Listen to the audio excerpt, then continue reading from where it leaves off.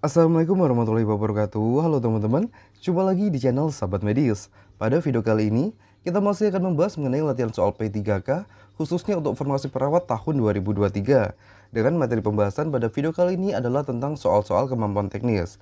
Dan gak usah berlama-lama, langsung saja kita masuk ke soal yang pertama.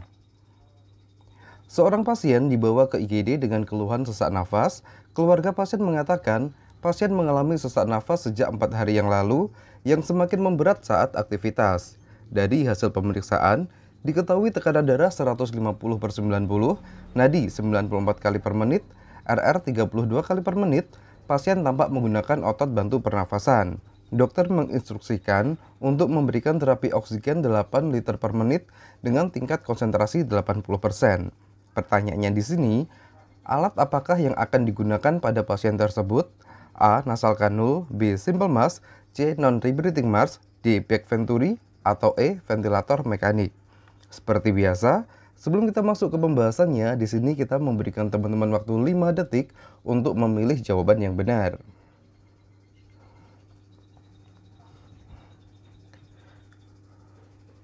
Oke, langsung saja kita masuk ke pembahasannya ya teman-teman. Jika kita lihat pada soal di sini, masalah utamanya adalah pola nafas tidak efektif.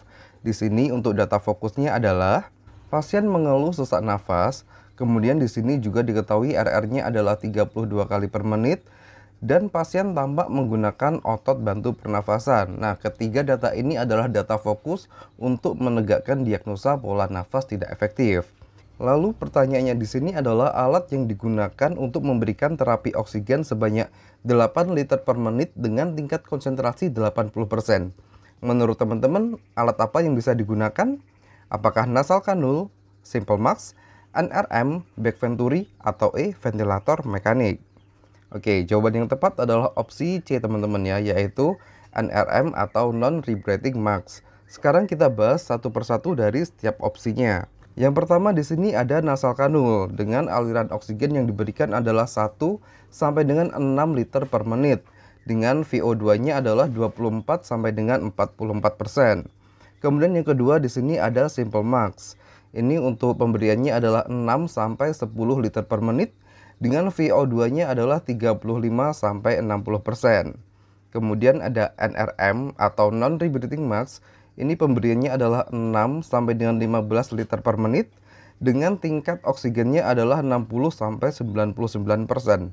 Nah, untuk NRM ini sama dengan di soal ya, teman-teman, yaitu pemberian 8 liter per menit dengan konsentrasi 80%. Berikutnya ada masker venturi. Ini aliran oksigennya tetap dengan VO2-nya adalah 24 sampai 35%. Kemudian ada headbox. Di sini untuk aliran O2-nya 8 sampai 10 lpm dengan tingkat oksigennya 40%. Dan yang terakhir di sini ada ventilator mekanik. Untuk pemberiannya di sini bervariasi dengan VO2-nya 21 sampai dengan 100%. Oke, sebelum kita masuk ke soal berikutnya, di sini kita mau menginfokan salah satu platform penyedia latihan soal P3K yang bisa teman-teman ikuti untuk mematangkan diri menghadapi seleksi P3K tahun ini.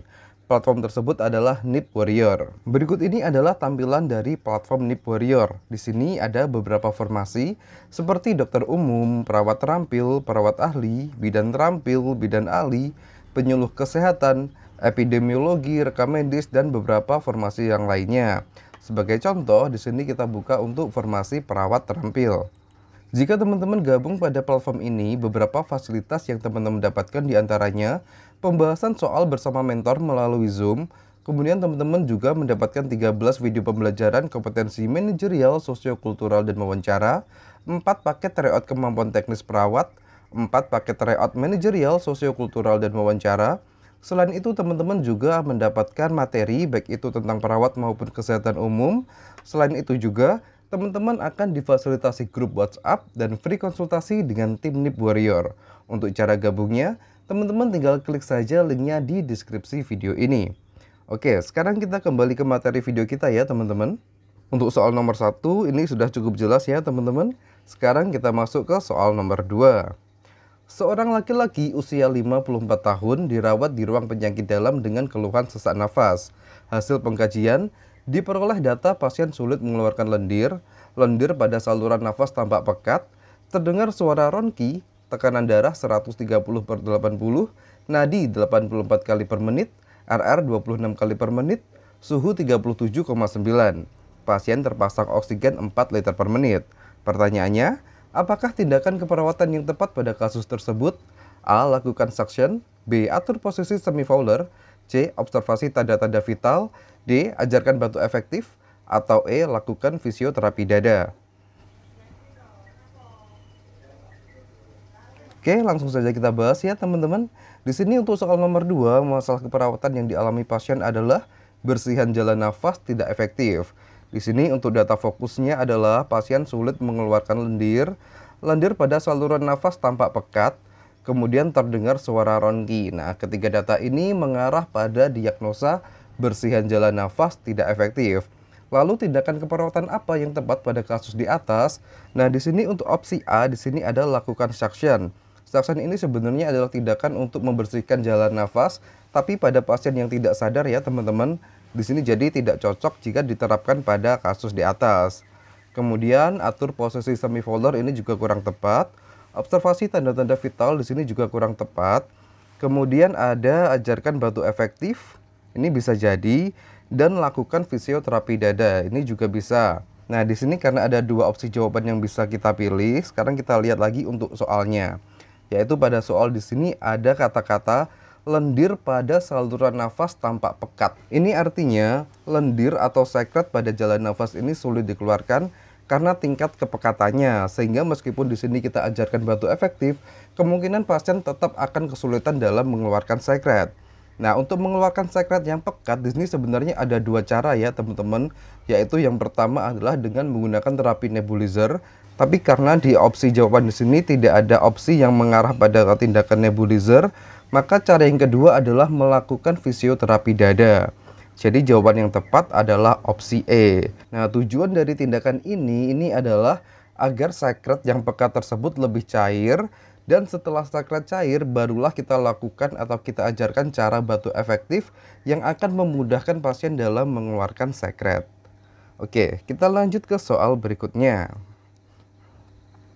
Seorang perempuan usia 23 tahun dibawa keluarganya ke UGD Rumah Sakit Jiwa karena sering mengamuk dan memukul keluarga. Saat dilakukan pengkajian, mata klien tampak melotot dengan pandangan yang tajam. Nada suara tinggi, tampak tegang dengan tangan yang mengepal. Pertanyaannya, apakah kriteria hasil yang diharapkan pada kasus tersebut? A. Membina hubungan saling percaya. B. Mengidentifikasi akibat perilaku kekerasan. C. Mengontrol dan mencegah perilaku kekerasan. D. Menyebutkan cara mengontrol perilaku kekerasan. Atau E. Mempraktekkan cara mengontrol perilaku kekerasan. Oke, langsung saja kita bahas ya teman-teman. Pada soal ini masalah keperawatannya sudah sangat jelas ya teman-teman, yaitu perilaku kekerasan. Oke, sekarang kita fokus pada soalnya ya teman-teman. Di sini yang ditanyakan adalah kriteria hasil yang diharapkan pada kasus. Jadi setelah pasien tersebut menjalani serangkaian pemeriksaan dan perawatan di rumah sakit, apa yang diharapkan? Dari kelima opsi ini, jawaban yang paling tepat adalah opsi C, yaitu mengontrol dan mencegah perilaku kekerasan.